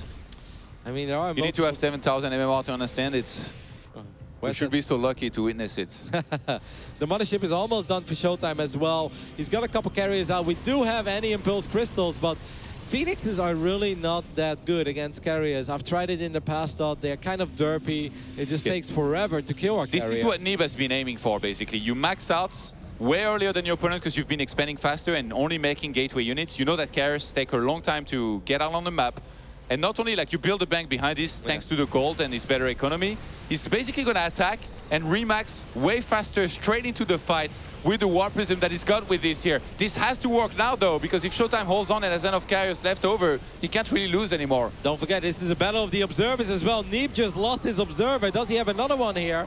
I'm not sure if he does, and if he can't see this army, Nope, Neeb doesn't have an observer anymore. Thought he just lost that ops against the Void Race. Is he just gonna jump on top of this? Okay, he has an Oracle. Oh, he gets a tag here on all of these units. Huge deal.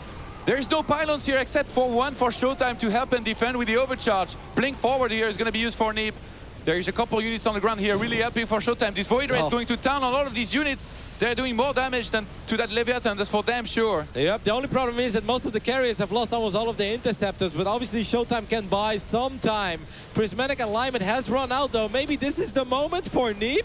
He's gonna blink forward, he's gonna get a carrier. Obviously, ShoWTimE needs to buy some time. He needs to get his interceptor count back up. Look at the economy of Neeb behind this. He's going to reinforce way faster, even though right now he's used up all of his gateways warping. That's so Might be time to just pull back a little bit and enjoy his 5-base position against just the 3 of his opponent and let him run dry eventually. What a bizarre build here by Neeb. What a bizarre attack, but it seems to be working as ShoWTimE really starts to get quite broke. Neeb has to be careful though, because if all these carriers get full on interceptors, I think he could still technically end up losing everything. Phoenix is still just kind of like shooting down some interceptors left and right. Cannons are just so bad against upgraded units, especially against a maxed out army here. ShoWTimE, he's going to be attacking actually to this against the mothership of Neeb here at the start of this engagement. And Neeb is going to be forced to pull back. ShoWTimE has reached a critical mass of carriers that he's not afraid of this army anymore. The only problem is ShoWTimE is really broke. Look at that mass warp in. He just warped in 15 Stalkers at once. So ShoWTimE's got the army, but Neeb's got the economy. This is crazy. Can Neeb close this out? Can Neeb perhaps base trade or something? Can he pick off units one by one? I think he might try to defend here because of his economy and the fact that he can remax. Maybe try to fight, trade a little bit, pull back. Have you ever blinked into like 9 carriers with +3? +2, excuse me. Yeah, it's 9 carriers. And a disruptor as well. I don't know, man. I really think that Neeb's best choice would have been to base trade, to just destroy that last base as well and deny the fort. I think blinking below this army, below those Void Rays, the mothership, the carriers, I don't think that's ever going to do it. I think Neeb needs to counterattack. ShoWTimE actually ahead in army supply here. Neeb looking to try and go and blink into this and try and defend.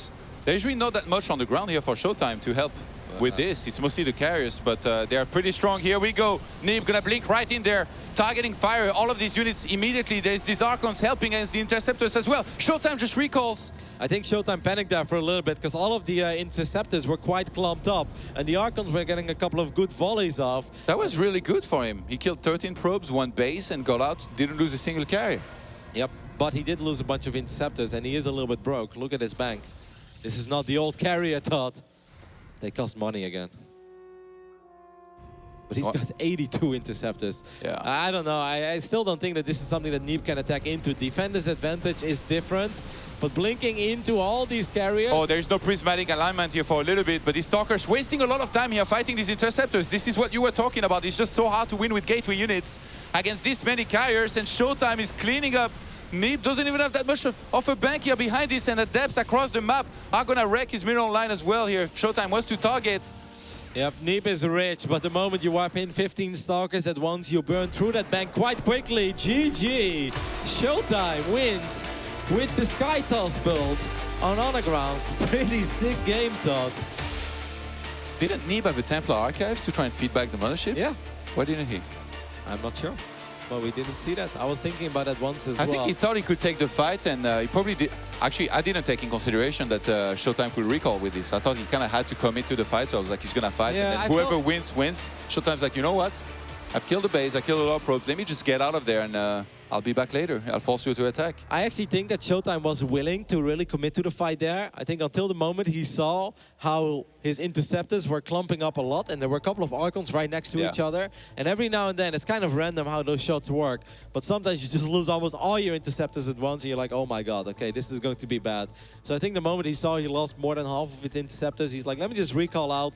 I'll come back with my 10, 11 carriers being full on interceptors. And I mean, it was a really cool game, don't get me wrong, but I was definitely confused by some of the things we saw. Especially the Phoenixes really confused me. Yeah, that was odd. I thought that you would try to overwhelm way earlier with this style. I think if you go for Phoenixes, they do expire eventually. What a beautiful trophy, Todd. Do you know that the bottom represents the Zelnaga Watchtower? And it also I do. And it also has all 3 races on this side.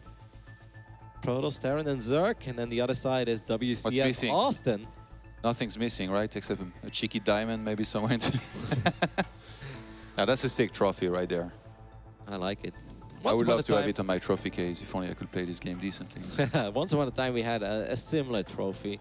I think at Gamescom, the one where Nano had a great run. He beat Innovation. And a trophy that looked a tiny bit like... One of the BlizzCon trophies was grand as well, but it was like super heavy. Yeah, I like the Global Finals trophy. I think it's beautiful. Nobody can ever lift it besides Zest, but I still love it. Alrighty, we are loading into Cactus Valley for the last game of these two awesome Protoss players in their quarter-final encounter. We're looking at the main base of your American Protoss. Give it up for Neeb.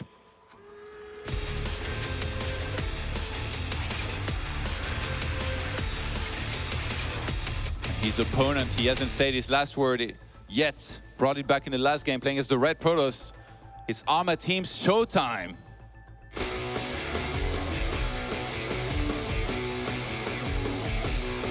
It's really fun watching these two go up against each other. We don't see it very often. I feel whenever they do play against each other, the series pretty much always delivers. The games are always close, even when the score doesn't represent a close series, like Neeb won 3-0 back then in China.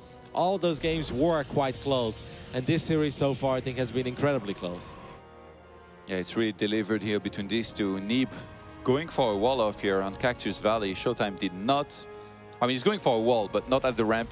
More towards his middle line. Yet again to protect against the Adepts. That can be really scary here early on in these games. Take out the probes pretty quickly. Just 2 shots, so 1 volley from 2 Adepts. Both players have shown a lot of variety in their openings, right? Like sometimes super fast Nexus, sometimes Nexus after 4 units, sometimes quick Stargate, sometimes 2 Adepts, sometimes 2 Stalkers. If either of these players was like repetitive and, you know, had mostly only one style, they would be a lot less good than they are now. I think you're spot on. I think it just it keeps the other player honest as well. They don't want to take too many risks early on because they know they can just blindly abuse the fact that they are convinced their opening or their opponent will play in a certain way. This time it's going to be double Adept once again for ShoWTimE, while Neeb on the other end is going to go 1 Stalker, 1 Mothership Core. Obviously, whenever you build the gateways near the ramp, that kind of gives your opponent the idea that you want to go for a super fast expand, because if you have to worry about double Adept, you can temporarily wall off with a pylon to keep those Adepts away. And Neeb actually going here for double Stalker there, like... He might still cancel 1. But he's also chrono boosting out Warp Gate. Yeah, a lot of the time when you go for a wall off like this, I feel like it's more tempting to go for Adepts because you're going to be sealed off at home, so you might as well be out on the map and attacking with it. But I guess you didn't want to take any risk with this. ShoWTimE proxying a pylon. Yeah, this time it could be more than just that pressure that we saw on Belshire. This time it could actually be straight up 3-gate. As he's going to open up with 2 Adepts. Perhaps he's going to hope. He's going to bank on the fact that maybe Neeb is going to drop the ball on that wall off. Maybe he can make his way into the main base. It is going to be a proxy gateway. There's another gateway at home as well. He's 4-gating, Todd. What? What year is this? 2011, apparently. ShoWTimE. MC is coming back. I think ShoWTimE knows that Neeb's super likely to just expand from there, and the fact that he's cross-map is going to be almost impossible for Neeb to scout. Oh, and Neeb is going for a Stargate. That's probably the worst tech choice you could possibly go for against the 4-gate. The best would obviously be a robotics facility, so you can get some Immortals out. Was ShoWTimE the one that has 0% chance to cheese? I don't know. I didn't pay attention to it. Because there it is, a good old 4-gate. Which is looking pretty great here. He's going to catch a couple Stalkers even over the map. Loses one of the Adepts, but that's kind of keeping Neeb busy and not guessing right here right now, even though he's going to get some good trades here with this. I can't believe ShoWTimE is 4-gating. That's so bizarre But it's 2-2 and everything is on the line. And he's making 4 Adepts? What? Well, he has 4 Stalkers on the other side of the map. This is the craziest build. I have not seen this build yet. He's going to try to surround the Stalkers, I guess. Catch them. I don't know. I have no idea. I think he's going to try to get 4 Adepts into the main and then just make 8 Stalker pressure on the low ground. But it's just bizarre. He's trying to wall off. He's going to block that big. Look at this Warcraft 3 micro, Todd. He's going to block the Stalker from getting home. He gets the Stalker. Now he's going to try to get on top of them here, not let them retreat. There is a sentry out on the map, and Mothership is there as well with multiple overcharge available. But the pilot at the front is going to die here for Neeb. And he's going to be forced to fight here really soon. Sure, a couple of overcharges are going to be forced. But his base is still going to be on the siege. Wouldn't the best thing for Neeb do just sacrifice his base and get a safety void right? The Adepts are going to make their way in. Is ShoWTimE gonna let this Shade finish up? No, Yeah, he's Neeb's not. gonna sack this base and send his Oracle across the map. There is a mothership available for ShoWTimE and Overcharge. Yeah, this is what ShoWTimE needs to do. He needs to get sentries. ShoWTimE now needs to contain Neeb and expand on the other side of the map, because running up this ramp is very dangerous. You don't want to do that. Looks like it's gonna be a good old lockdown here. Gonna love this. Oh, he's got, what is he doing with his Stalkers? That's so risky. He wants to get the mothership core. If that force field landed, actually, there would have been a lot of units dead. Neeb still with quite a bit of energy here on his mothership. Not starting a robot yet. Not really considering the fact that it's going to be a lockdown. Only a single Photon Overcharge being used so far. As Neeb and ShoWTimE is seeing the Oracle. He's like, you know what? I'm going to get a Stargate to make sure that I can get a Phoenix out, chase that away eventually. I don't want to have to use overcharges endlessly here against that guy that's going to fly in and then fly out. And he also knows that when you go for a lockdown like this, what's the counter to a lockdown? A robo. What counters a robo? Then a Stargate. We're seeing a chess match of the highest level here between these two, and so far it looks like ShoWTimE might be the lead in it. And I love the Adepts blocking each other as well. Obviously, 2 Adepts is not enough. Neeb right now is thinking about a way, how can I get rid of those sentries? And it seems like a War Prism is going to be a way. But he could also do that. Neeb could shade to the low ground, use the Oracle as well, and try to break this. And I think that's what he's going to do. He's going to swing in with the Void Rays as well, and Neeb is going to break this contain. He's a free man. He's going to be able to make it out. Yes, he is. God bless America. Even the one with the sentry on the low ground here, using some Guardian Shield, is going to be chasing ShoWTimE away. And he's actually going to stabilize way earlier than I thought he would ever be able to. Oh, the Oracle is going to drop a stasis, I think. Look at the Oracle on the left side. This Oracle's on a mission, and I have the feeling that Neeb is going to try to drop a stasis somewhere. And if he's able to trap, this would be a beautiful... Yeah, he's going to do it. He could just get on top of his army and kill a lot of it. Is he going to get it? This would be one of the coolest plays ever. ShoWTimE is absolutely unaware of this. The Stalkers are gonna run straight into it, Todd. So sick. The plays from Neeb are real over here in Game 5 of this quarterfinal. And he knew that ShoWTimE would still send some units across the map, so he's leaving a few units of his right there to make sure that he's ready for that. He doesn't have that much across the map, though. ShoWTimE has way more. This could be an overextension here from Neeb. I mean, we hyped this as if he was gonna kill those units as they come out from the stasis world, but actually ShoWTimE just gonna walk on right out there.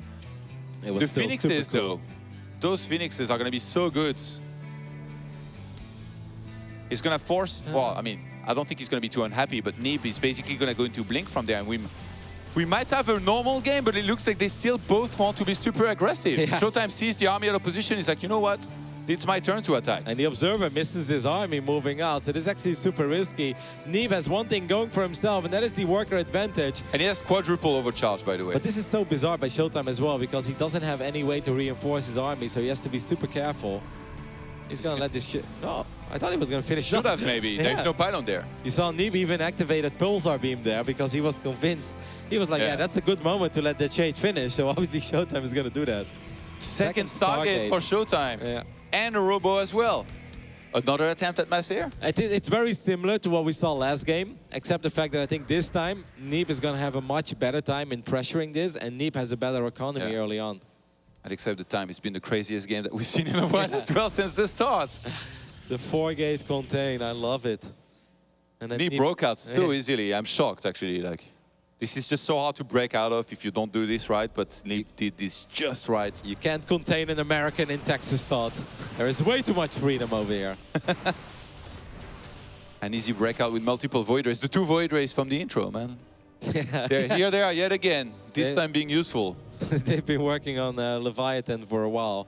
They're like, instead, maybe we should work on some Stalkers. We heard that Protoss units actually die. They do. ShoWTimE with an Adept here, going to catch one of the probes. That's also a big reveal that Neeb was going to go for the 3rd base, which shouldn't be too much of a surprise.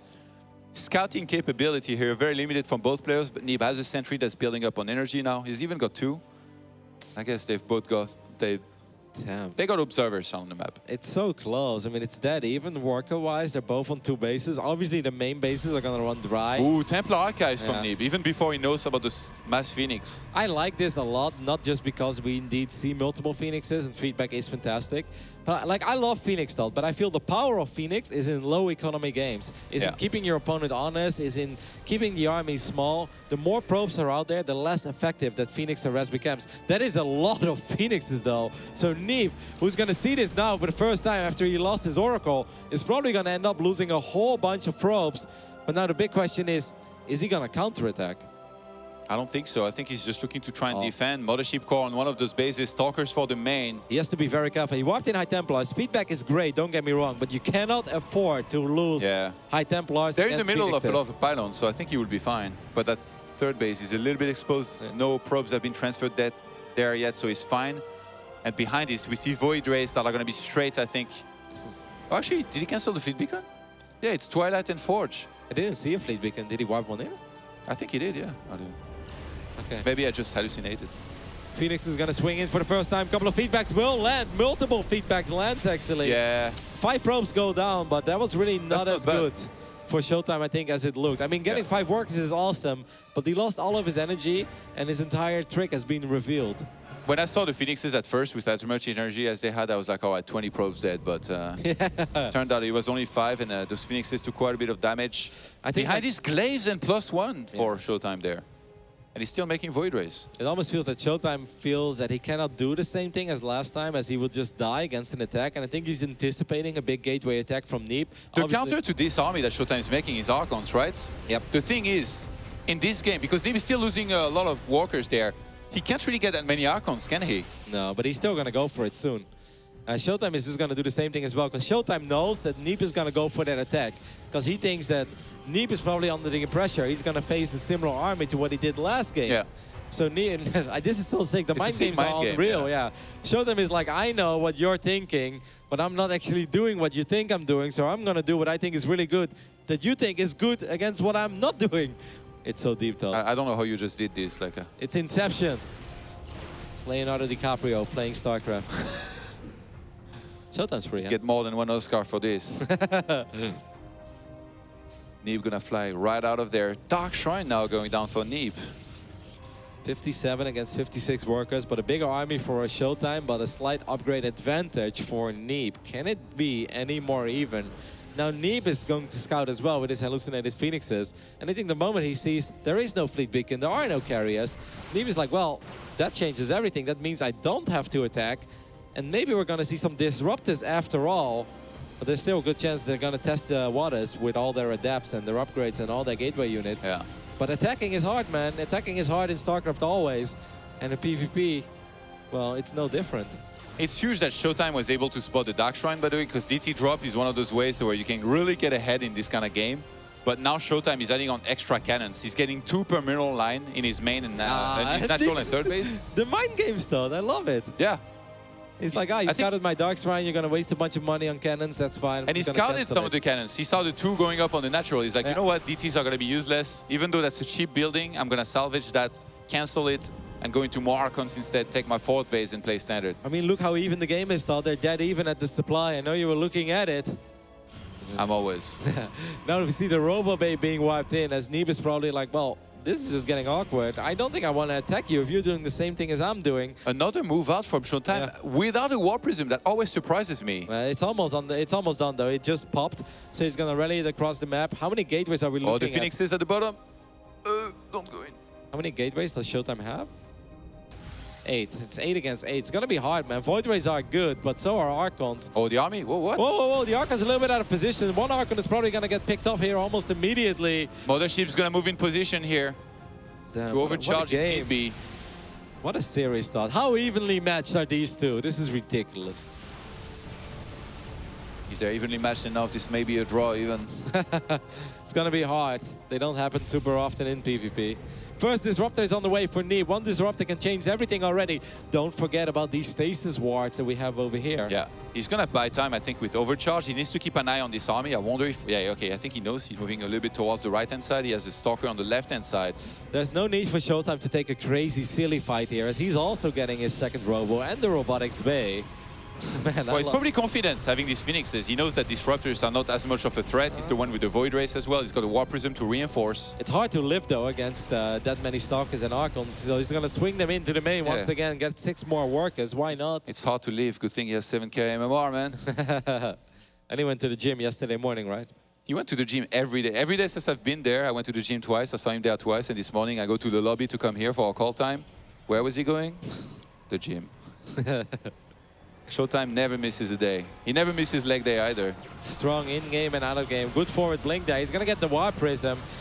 Maybe the Phoenix can pick up one of these Disruptor here. You're going to focus the other Phoenix. No, he's going to just randomly shoot at a bunch of Phoenixes. Decent arrest here for ShoWTimE, but it wasn't for free. I mean, he lost the Warp Prism, he lost the Adapts. But he got a Disruptor. ShoWTimE now going into a 5th base on the left-hand side. I can't believe like we're seeing them expand so much after a game that has looked like in the start like it was going to end after like 3 minutes. Who do you think is going to take it, Todd? I have no idea. I think it's so hard to call. Yeah. In general, I feel Neeb is still the Disruptor god. I genuinely believe that. And I think whenever it comes down to Disruptor skirmishes, I love the chances of the American Protoss, but ShoWTimE has played great, man. The mind games, the level of execution in this series, it's been awesome to watch. Crazy forward blink there, gets the Disruptor. It's going to get an Archon as well. The Disruptor on the right side, it's just going to get picked off. Oh, that's a huge pick off here. These Archons and Disruptors were very important. If ShoWTimE had a couple more Disruptors in position, he could have punished that. Counter-attack as well, as we see these armies moving awfully far forward. That's a massive shot for ShoWTimE. Let's take a quick look at this fourth base of Neeb. What was happening there? Just a bunch of stalkers, I guess. And Neeb's going to get right inside of that base here, try and take it out, force a bad engagement here out of ShoWTimE. He's going to move right in there. Let's see if he can get some pickoffs on some of the Disruptors. Gets the Purification Nova here on a lot of these probes that were transferring over.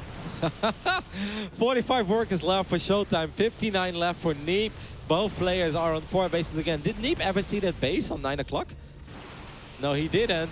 And ShoWTimE is actually moving forward. This is very risky. He's using the Phoenixes to lift up these Disruptors, and he's actually getting a pretty good job. Oh my god, this is going really well for ShoWTimE. Neeb is in trouble, Todd. Can he get out of here with his army? Yeah, Neeb might have overextended. He's sure he got that base, but now he's losing a ton of units. Still ahead in supply, though. Yeah, and he picked up all the Phoenixes finally. Prismatic alignment is activated. Actually, 2 Phoenixes somehow survived. More reinforcements have joined up, so Neeb's army is a little bit bigger again. Neeb remade a Stargate, by the way. He's got one in the production tab. Did he forget he already had one? Because I think he might have wanted to go. Oh, these Disruptors.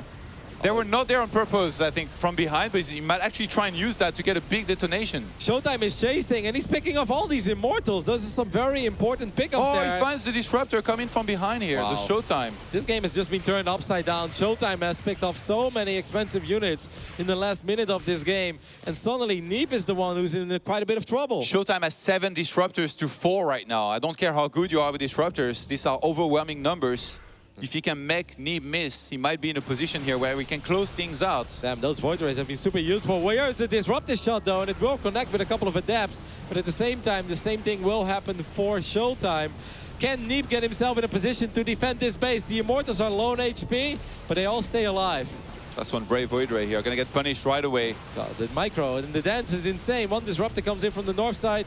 The Void Rays have been pushing out ridiculous amount of damage. Some Adepts on the left-hand side, preventing some mining here from ShoWTimE, who's focused on the main fight right now. He will take that one base. Up.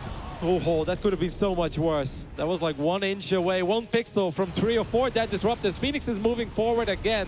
That's going to be the end of the Phoenixes, right? Yes, finally. 5 against 6 Disruptors, Todd. ShoWTimE doesn't have to commit there. He just sniped. He's one who sniped a base just now. He can just pull back, re-expand, but then... How close? Look at how close these 2 expands are now. Everything is expanding close. Towards the left-hand side. Even the expands are close. The armies are close. The score are close. The upgrades are close. Couldn't be any closer here as these armies moving forward once again. Good shot there by ShoWTimE, getting a free Stalker and some damage on one of these Immortals. Stalker count is, well, close as well. 18 against 16. And a lot of Adepts actually were made there by Neeb. That's very risky. He's gonna let these many Disruptors. Oh, okay. You can't shade that. Yeah, I don't like the Adepts that much. You gotta love the army a little more, right? The flanking Disruptor from Neeb, excuse me. Doesn't really connect with anything. God. Oh! A huge detonation here on a lot of these units. But Neeb strikes back here. Lands on one of those Immortals. Oh, this is flanking Disruptor from the south side. Connecting with 3 Disruptors there with ShoWTimE. But, I mean, Neeb just lost a lot of Immortals. Actually, oh, these 2 guys. They could get a lot of snipes here in the natural of Neeb. Yeah, but you gotta love the army of ShoWTimE a little more though, right? I mean, that's indeed an excellent counter as well. Even though he's revealed here, he's in a good position here with these cannons. He can just go forward with the Stalkers, pull back at the right time. He's gonna trade some Stalkers for the Disruptors, and in this case, there isn't even any Purification Nova here for Neeb. He's down to 4 Disruptors against ShoWTimE 7 once again. But he does have a whole bunch of Adepts on the north side. Neeb is going to try to keep that base alive at 7 o'clock, but that's going to be very hard as the Disrupted number is in favor of ShoWTimE. I want to say, oh my god, this time dead! Oh! Everything dies, Todd. All the Disruptors of ShoWTimE gone just like that. He had such a lead in the disruptor department, and now that's been completely negated here by Neeb. Are you kidding me? I can't take it anymore, Todd. This has been a very long day of StarCraft, and there's way too much Protoss dying here. And even defending this here, ShoWTimE needs to be careful. Okay, he's got Mothership Core around. He's got a lot of adepts as well, ready to defend in that location. Neeb is so fearless. He just keeps going forward, keeps on trying to get those engagements, and eventually he lands a couple of these Purification Novas. Once again, he shot first. He's gonna get the double kill. Slam dunk there for Neeb. God, how good is this young man with Disruptors, Todd? I really didn't like his position anymore. I really felt he overcommitted on the right top side. It felt that ShoWTimE was starting to run away with this game, but Neeb is just playing out of this world. He's building up quite the bank here right now. If he gets a ton of Stalkers here, might be able to close things out, but ShoWTimE is such a survivor as well. I can't believe that Neeb did so much better with so few less Disruptors, and now he's got the lead. Imagine what he's gonna do with 7 against 3. Attacking is still difficult, and there's a couple of cannons over here as well. That one shot from ShoWTimE is not going to connect. ShoWTimE's counter-attack on the right side is going to be able to get a couple of probes, but there's plenty of adepts for Neeb to deal with this. And this has been such an awesome quarterfinal start. I love these games, and once again, ShoWTimE is in trouble. This keeps happening. Neeb, every single time, connects onto the Disruptors, which is the dream in a PvP. Like this, ShoWTimE has to evacuate his main mining base there and relocate at the 12 o'clock position, but guess what? Neeb can keep on expanding quite easily as well behind this. He's got such a huge economy that he's even struggling to spend all of his minerals right now. Yeah, nice double kill there in the end for ShoWTimE as he finally picked off 2 of those Disruptors on the left side, but he lost the base though. That was pretty much the only full mining base as Neeb has retaken his, what do we call it? 5th, I guess? I mean, he had it before. One of his bases. Yeah, one of the bases that he lost before, he reclaimed it. And one disrupt. Nope. Neeb shot first, Todd. The golden rule. One person shoots first, he's always gonna get it. Okay, ShoWTimE's the one with an Oracle here. If he tags this army, he might finally be starting to get the trades he's looking for. Charge now starts for Neeb, as well as additional gateways. He's gonna go for the kill here. He feels like he has enough. Blinks under this Void Race, and ShoWTimE is going to be forced back. There's so many disruptive shots here to help and cover this army of his. If he breaks this base, he will almost certainly have won. Let's see if ShoWTimE can defend. All the adepts are moving forward as well. He's going to let the Shade finish up. He's going to let a couple of them finish up. But there is an army left behind there for ShoWTimE. Really good job. Is Neeb overcommitting here, Todd? He's actually throwing away a lot of units. He is, but he killed a bunch of probes, remember? He's doing better on the economy side of things with more bases. Yeah, and eventually he always ends up getting those disruptor connections. Gets more probes as well. I think ShoWTimE has cleaned up that little army of Neeb, but he gets the Mothership Core there. Neeb, that is. And Neeb seems quite satisfied with the damage that he has dealt. I wonder if Neeb's nervous. Look at his economy. He finally just got 3 more gates. So from 8, he's going to go up to 11 and start warping in more and more Stalkers. And as soon as you can have, say, 1.5 times to 2 times more Stalkers than your opponent, usually the game will end. I mean, it's kind of hard to spend your money, right? Because you know that if you look away for one moment and there is a flanking disruptor, the game can turn upside down. Once again, Neeb picks off. Can we take a look at the amount of disruptors that have been picked off on each side? It's 18 against 15, all right. Even that Robo is under threat here. Neeb's gonna blink forward. He thinks he has enough, and he might just have enough here. Disruptors to support his blink forward, and that base is gonna be toast across the map. ShoWTimE's trying to counter, but he doesn't have enough.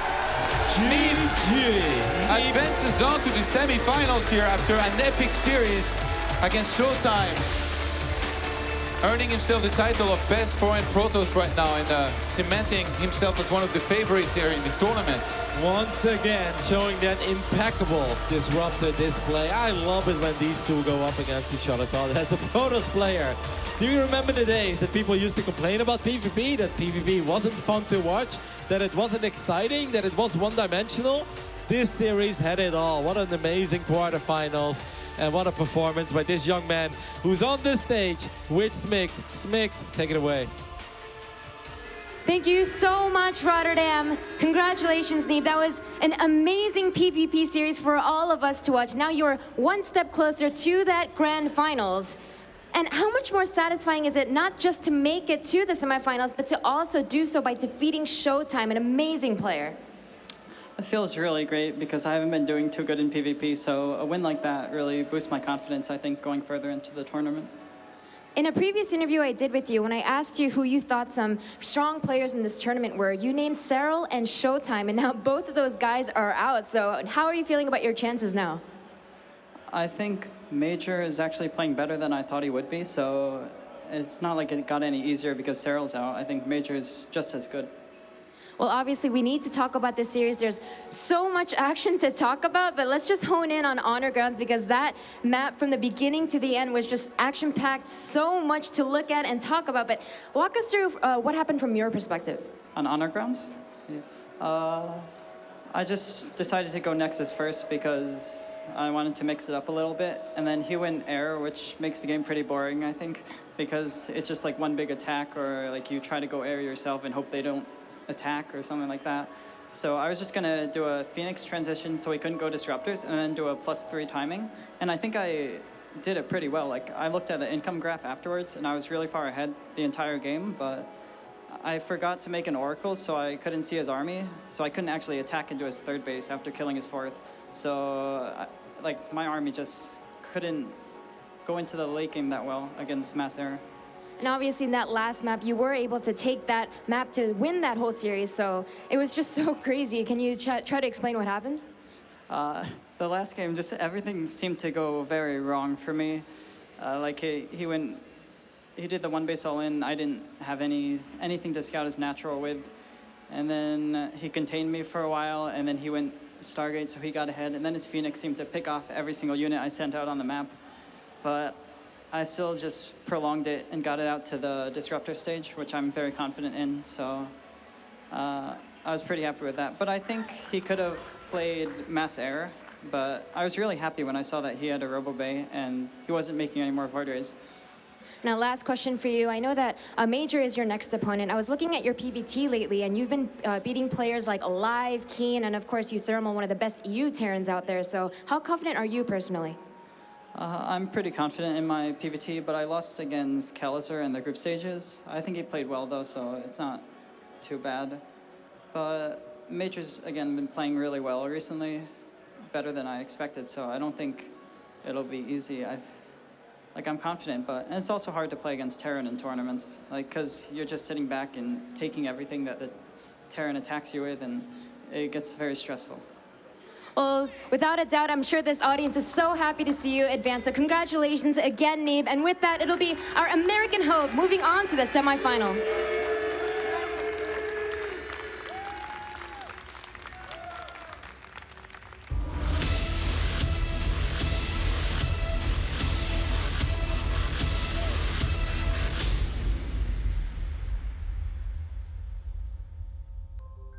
What a series and what a win for Neeb here. Moving on into the semi-finals after what I can only describe in that last game as a phenomenal back and forth PvP. That was one of the best games I've seen in a long time, despite mistakes here and there. Just so close between them. Yeah, it's been at least an hour since we've seen a game of that caliber. It was a good series. Went to game 5.